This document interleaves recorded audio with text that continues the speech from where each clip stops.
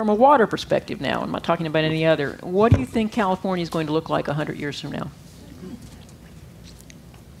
Well, the thing I would say is in 2009, when we talked about this legislation that required the 20% per capita reduction in urban areas, and did require farmers to do water management plans and become more efficient, and they are, as Jason talked about. I will tell you that if you look at the last 30 years of trends, we will become more efficient. Los Angeles, San Diego. The way I like to characterize it is we in Los Angeles and San Diego and Southern California have done a really good job the last 20 years. But then if you compare us to places like Sydney, Australia, or other similar climates, their per capita consumption is significantly less. And so there is an opportunity to do more. And I think one of the areas that's talked about a lot in Los Angeles, for example, of course, is unfortunately the LA River. We put concrete down it after the great floods in 1934 and 38. It was one of the largest public works projects in the United States during that period.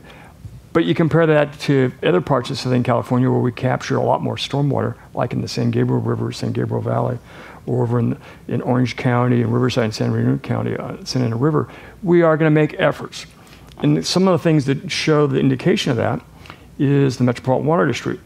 Working with the city of Los Angeles and all of the big cities in Southern California, we offer incentives now for homeowners from Ventura County to San Diego to take out their thirsty lawns and put in Southern California, Mediterranean, we call them California-friendly landscapes.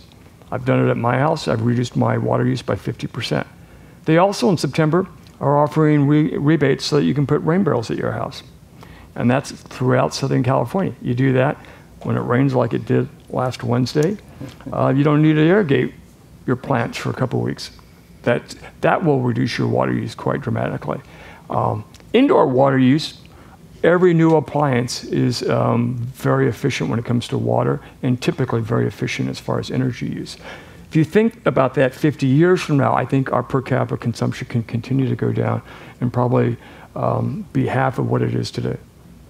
I think there's a lot of space in the outdoor landscaping. That's really where I think we're going to make the strides. And I really think that where we should start is, I think that if you have a piece of lawn in your backyard and you use it, then you should have it if you're willing to pay to water it. I mean, I have kids, I have a dog, we have a lawn in the back and we use it. I have a neighbor, though, that lives down the street, and he has a gorgeous front lawn. I mean, it's like this big. And he waters it 3 times a day, 10 minutes it's on, 3 times a day, every day, rain, shine, or whatever.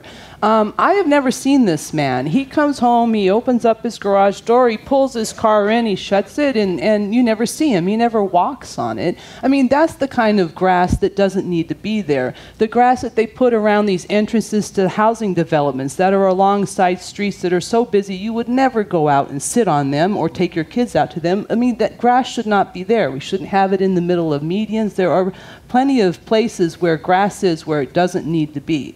I think if you use it, you should have it, and you shouldn't feel guilty about it. But how many of us really use our front lawns? Most of us don't anymore. So that's where I really think the next big, chance to really cut down on our water use is. I think the biggest change in California in the next 100 years with regard to water use is that there's going to be a lot less agriculture, period.